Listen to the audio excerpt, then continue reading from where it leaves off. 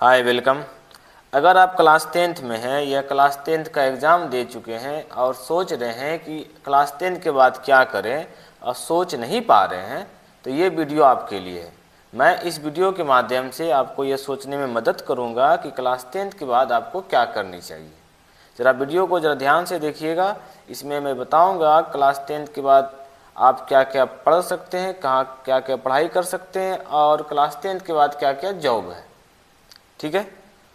देखिए, एक ज़माना हुआ करता था क्लास 10th का बहुत वैल्यू था, लेकिन आज के ज़माने में क्लास 10th का ज़्यादा वैल्यू नहीं रह गई है।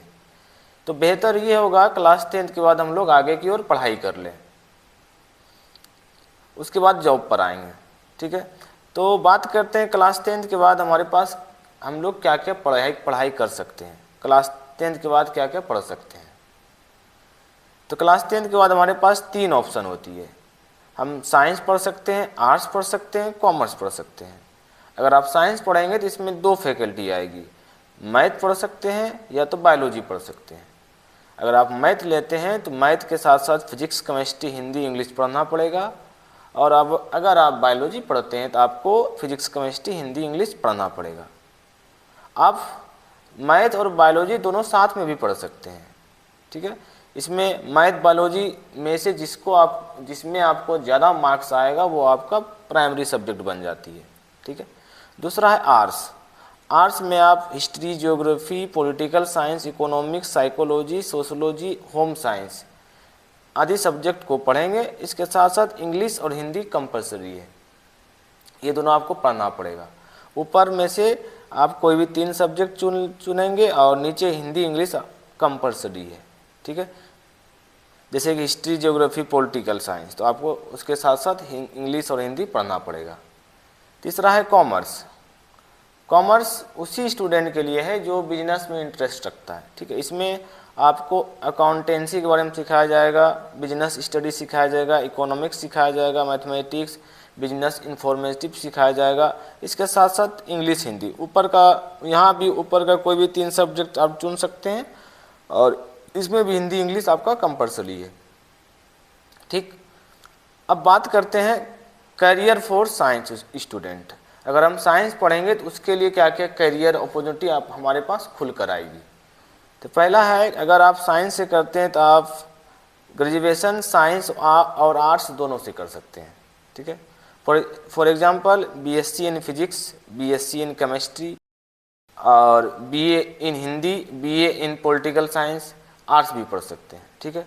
दूसरा है, सभी तरह के कॉम्पिटिटिव जॉब को फिल कर सकते हैं। जितना भी कॉम्पिटिटिव एग्ज़ाम होता है जैसे कि railway, SSC, banking, Bihar police, RPF, ये सब एग्ज़ाम में शामिल हो सकते हैं। तीसरा है, आप नेवी, एयरफोर्स और एनडीए ज्वाइन कर सकते हैं। मेडिकल इंजीनियरिंग के क्षेत्र में जा सकते हैं। नीट तथा आईआईटी, जेई जैसे बड़े बड़े एग्ज़ाम में शामिल हो सकते हैं, डॉक्टर, इंजीनियर बन सकते हैं। ठीक है। चौथा है बीएससी इन एग्रीकल्चर। आप इसके साथ ही आप पॉलिटेक्निक, पैरामेडिकल और एग्रीकल्चर के क्षेत्र में जा सकते हैं।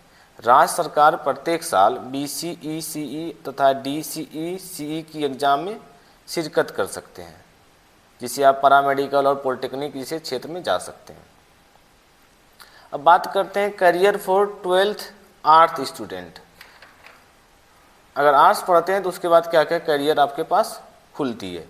पहला है, ग्रेजुएशन आप केवल आर्ट्स सब्जेक्ट में ही कर पाएंगे। बीए जैसे कि BA in Hindi, BA in political science, BA in history. आप साइंस सब्जेक्ट से ग्रेजुएशन नहीं कर पाएंगे। सभी तरह के कॉम्पिटिटिव जॉब की तैयारी आप कर सकते हैं, जैसे कि railway, SSC, banking, Bihar police, RPF, etc. दूसरा एक, ज्वाइन नेवी, एयरफोर्स और एनडीए। आप नेवी, एयरफोर्स और एनडीए को ज्वाइन नहीं कर सकते हैं। साथ ही साथ मेडिकल और इंजीनियरिंग के क्षेत्र में नहीं जा सकते हैं। ठीक है। चौथा, बीएससी इन एग्रीकल्चर आप नहीं कर सकते हैं। इसके साथ आप पॉलिटेक्निक, पैरामेडिकल के लिए केवल डीसीईसी की एग्ज़ाम में शिरकत कर सकते हैं। ठीक है। अब बात करते हैं career for class 12th commerce student. अगर आप कॉमर्स लेते हैं तो उसके साथ क्या क्या अपॉर्चुनिटी आपको मिलेगी। पहला, आप graduation in commerce. Commerce subject में ग्रेजुएशन कर सकते हैं। For example BCom, BBA, BCA, computer में बीसीए कर सकते हैं।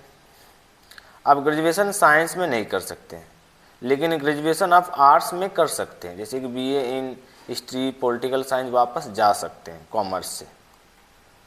सभी तरह के कॉम्पिटिटिव एग्जाम की तैयारी कर सकते हैं, जैसे कि railway, SSC, banking, Bihar police, RPF, etc. ठीक है।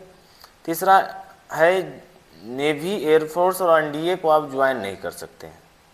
मेडिकल, इंजीनियरिंग के क्षेत्र में भी नहीं जा सकते हैं। डॉक्टर, इंजीनियर आप कॉमर्स पढ़ के नहीं बन सकते हैं। चौथा है बीएससी इन एग्रीकल्चर, आप इसके साथ पॉलिटेक्निक, पैरामेडिकल और डीसीई के एग्जाम में शिरकत कर सकते हैं, लेकिन एग्रीकल्चर के क्षेत्र में आप नहीं जा सकते हैं। तो हमारा क्या प्रेफरेंस है, हमारा क्या सुझाव है?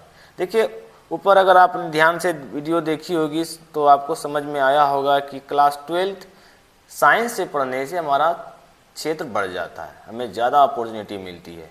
ठीक है। हम तो 12 साइंस से पढ़ने के बाद वापस आर्ट्स में भी जा सकते हैं, कॉमर्स भी कर सकते हैं, लेकिन अगर आर्ट्स पढ़ते हैं तो हमारा क्षेत्र थोड़ा कम हो जाती है। और कॉमर्स तो केवल बिजनेस में इंटरेस्ट रखने वाले स्टूडेंट के लिए ही है। अगर आपको बिजनेस में इंटरेस्ट नहीं है तो आप कॉमर्स नहीं कीजिए। अब बात करते हैं लास्ट में job after class 10th। Class 10th के बाद क्या क्या जॉब होती है? पहला इंडियन रेलवे, जैसे कि ग्रुप डी का एग्ज़ाम आता है, उसमें आप जा सकते हैं। उसमें helper, fitter, porter, cabin man, trackman जैसे पद पर नियुक्त हो सकते हैं। दूसरा है डिफेंस, पारा मिलिट्री, जैसे कि army, Agniveer, airman, sailor, coast guard, tradesmen आदि के जॉब में जा सकते हैं। ठीक है। तीसरा है पोस्टमैन, जीडीएस, पोस्टमैन बन सकते हैं आप। चौथा है बिहार पुलिस, स्टेट पुलिस में आप शामिल नहीं हो सकते हैं। अगर आप 12th नहीं किए हैं तो आपको बिहार पुलिस, स्टेट पुलिस में जाने का हक नहीं है। पाँचवा है, अगर आप क्लास 10th पास हैं तो किसी प्राइवेट जॉब में जा सकते हैं, जैसे कि delivery boy, coast guard, shops, restaurant में जाकर काम कर सकते हैं इत्यादि। ठीक है। क्लास 10th के बाद ज़्यादा जॉब हमारे पास नहीं है। ठीक। अगर आपको ये वीडियो पसंद आया हो और तो आप इसे लाइक करें, चैनल सब्सक्राइब करें और साथ ही साथ अपने दोस्तों को भी शेयर करें ताकि उसे भी ये जानकारी मिलती रहे।